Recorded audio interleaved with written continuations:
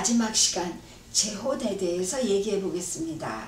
그러니까 마지막 시간인 만큼 한번 결혼은 뭐고 부부는 뭐고 이혼은 뭔지 그 정의를 한 번씩 내려보는 시간 가져볼게요. 그럼 결혼은 뭔가? 하나님이 세상을 창조하셨을 때 예수님과 성령께서 함께 하셨다는 거죠. 그래서 삼위일체 하나님께서 정말 이 세 분의 생명의 교제가 흘러 넘칠 때 하나님의 형상대로 사람을 만드셨어요. 그래서 그 삼위일체 하나님들이 서로 사랑하는 모습을 사람에게 그대로 심어준 것이 부부라는 거죠.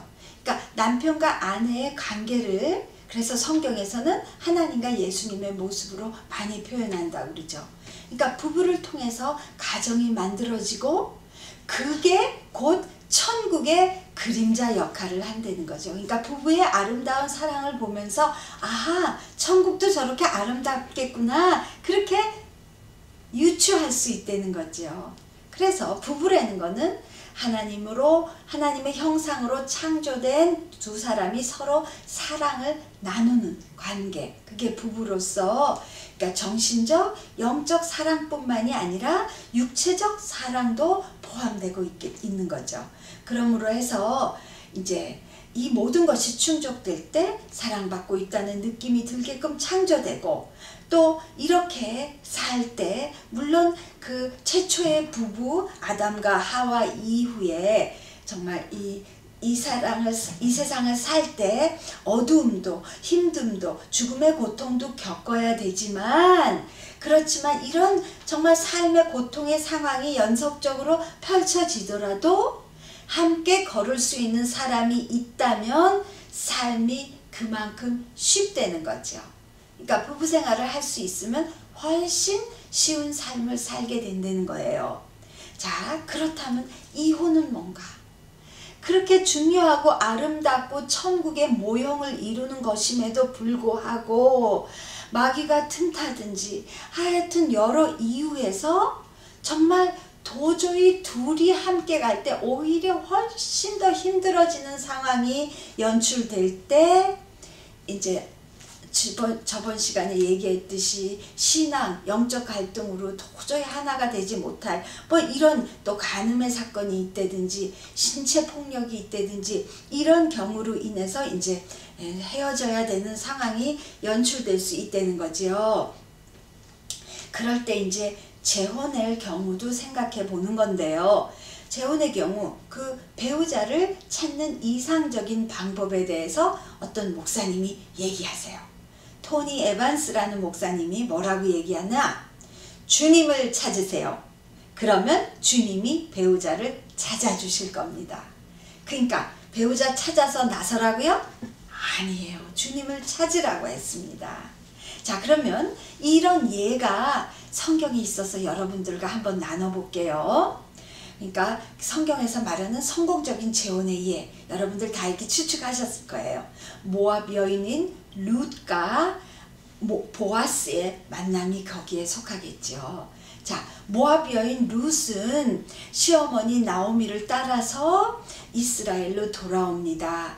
네. 그럴 때 시어머니는 너의 고향으로 돌아가라고 물론 했습니다. 왜냐하면 남편이 죽었으니까 가분 며느리가 재혼할 기회를 자기 고향에서 주고 싶어서 나오미는 돌아가라고 했지만, 나오미는 어머니가 민족이 나의 민족이고 어머니의 하나님이 나의 하나님이기 때문에 어머니를 따르겠다고 이스라엘로 옵니다. 참 외롭고 고단했을 겁니다. 그렇지만 하나님에 대한 마음의 태도가 곧 정말 시어머니 나오미에 대한 태도를 통해서 나오게 있기 때문에 하나님이 축복이 함께 했던 것 같습니다. 하여튼 그 어머니가 시키는 대로 베들레헴의 유력한 자 보아스의 농장으로 가서 일하고, 하여튼 그렇게 해서 하나님이 예비하신 만남이 있게 되지요. 그쵸? 그러니까 하나님의 은총을 입은 자는 반드시 좋은 만남이 연결된다는 거죠. 꼭 사람이 서툴지 않더라도 하나님은 그들을 위해서 일하고 계신다는 거죠. 그래서 룻이 결혼해서 누구를 낳지요? 오벳이라는 아들을 낳는데 그 오벳은 다윗과 예수님의 족보에 들어가게 되는 거죠. 네. 그런 귀한 가문을 잇게 되는 영광을 갖게 되는 거예요. 룻은 이스라엘 족속도 아니었고 모압 여인이면서 과부였는데도 하나님의 개입하심으로 해서 이런 놀라운 역사가 있다는 거죠.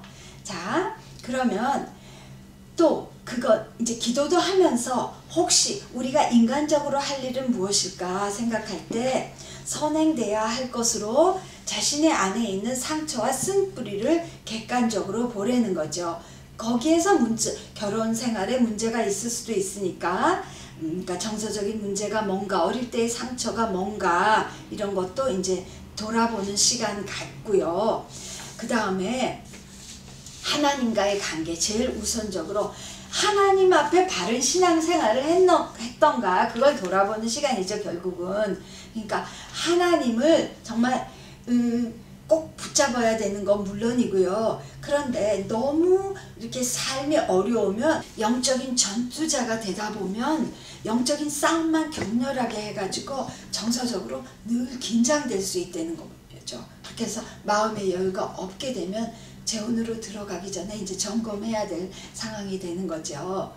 그 다음에 다른 사람과의 관계에서도, 그러니까 지나간 결혼의 고통 때문에 사람도 만나고 싶지 않고 이렇게 되면 어떤 이렇게 그런 사람일 경우 두 가지로 나타날 수 있다 그래요. 한 사람에게 막 의지하려고 그러던지, 아니면 나는 다른 사람은 전혀 필요 없어, 나만 있으면 돼, 이런 식으로 될 수 있다 그랬는데, 둘 다 건강한 스타일이 아니니까, 그러니까 새로운 사람을 만나면서 서로 이렇게 기대하고 사랑하고 그런 마음에 이렇게 여유 있는 부드러운 마음의 자세로 옮겨가야 되는데요. 그렇지만 어떻게 보면 사람은 그렇게 의지할 대상은 아닌 거는 항상 염두에 두셔야 됩니다. 이런 말이 있죠. 사람은 사랑할 대상일 뿐이지 의지할 대상도 기대할 대상도 아니라는 거. 그러니까 주님의 사랑으로 감싸 안아야 되는 존재라는 거. 그 다음에 자신과의 관계에서도 이제 점검해야 될 거, 자기가 어떤 정서적인 문제가 있는 거를 돌아보셔야 되고요. 그 다음에 어떤 자기에게 쓴뿌리가 있으면 그거를 자기 스스로도 한번 해결해 보려고 노력하는 거. 그러니까 물론 우리 힘으로 되는 게 없어요. 하나님한테 기도해가지고 하나님이 해결해 주시도록 그런 과정을 거쳐야 되는 거고요. 그 다음에 또 실패를 막기 위해서 고려할 사항, 그래서 여러분들과 나누고 싶은 사항은요, 사람은 익숙한 성향의 사람에게 빨리 마음의 문을 열 수 있다는 거예요. 무슨 소리냐면 전 남편의 이런 점이 너무 싫었고 그게 문제가 돼서 결국은 이혼으로 치달았다고 하는데, 거기에 익숙해 있기 때문에 그런 비슷한 유형의 사람을 만났을 때 자신도 모르게 편안함을 느낄 수 있다는 거죠. 참 사람이란 참 이상한 성향이 있죠. 그렇게 해서 혹시 상처가 반복될 가능성이 없는지 살펴봐야 된다는 거예요. 그러니까 어떤 사람을 만났을 때 처음 만났는데도 아주 친숙하고 편안하게 느껴질 수 있어요. 그럼 그게 그 사람 워낙 성품이 편안해서 그럴 수도 있지만, 과거의 결혼 생활 동안 오래 봐왔던 사람이었기 때문에 그게 익숙하게 돼가지고 자꾸 재혼으로 움직여가면 이거는 정말 또 한 번의 실패라는 게 불을 보듯 뻔하게 된다는 얘기죠. 그런 거 조심하시라는 얘기고요. 그 다음에 주위 사람과 상의해 봐야 된다는 거죠. 내가 이 나이 먹었는데 내가 결정이 맞지 뭘 사람들한테 물어봐, 이렇게 얘기할 수 있는데 아니라는 거죠. 왜 그러냐면 재혼인 경우에도 사랑에 빠졌으니까 이게 눈이 찌끗 감겨져서 안 보일 수 있잖아요. 그러니까 자신을 아끼며 아무나 물어보는 거 아니죠. 기도해 주던 사람한테 이렇게 상의하는 시간을 갖고 또 같이 반대하는 사람이 있다면 그 사람 의견이 틀릴 수도 있으니까 무조건 받아들이는 게 아니라 함께 기도하고 또 이렇게 생각해보고 서로 상의해보는 시간 가지려는 거죠. 자, 이제 거의 마지막 시간이 되겠는데, 건강한 가정의 6가지 특징에 대해서 제 얘기가 아니라 어느 책에서 본 건데 이렇게 아주 동감이 가서 여러분들하고 나누고 싶어요. 첫 번째는 가정의 헌신. 얼만큼 그 사람이 가정에 헌신하고자 하느냐.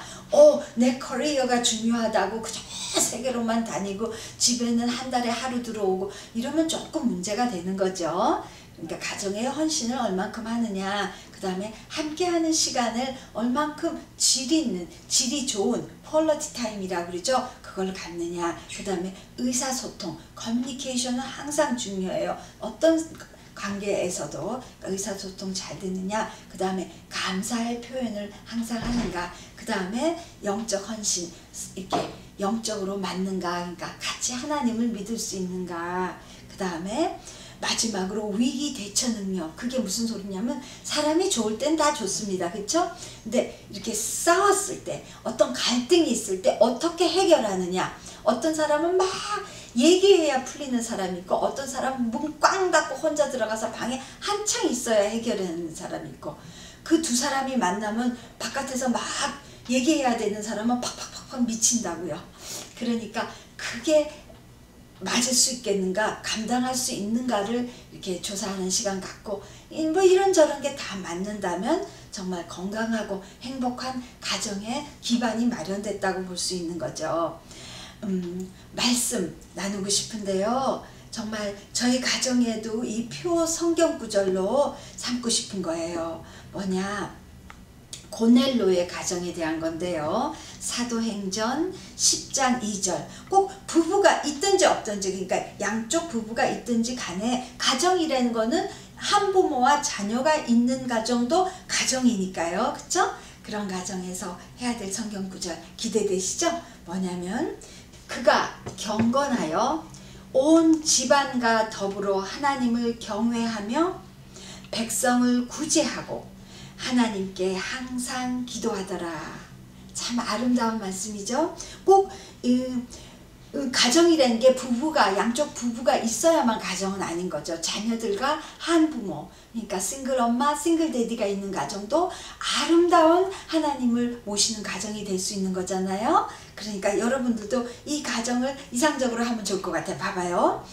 그가 경건해요. 그러니까 홀리 라이프를 사는 거예요. 흠없는 삶을 살면서 온 집안과 더불어 혼자서 믿음 생활을 하는 게 아니라 다 같이 하나님을 경외해요. 하나님을 두려워하고 떨리는 마음으로 보면서 나만 잘 먹고 잘 사는 게 아니라 힘든 사람들을 도와줘요. 백성을 많이 구제하고, 그러니까 어려운 사람들에게 눈길을 돌리면서 또 하나님께 항상 기도하더라.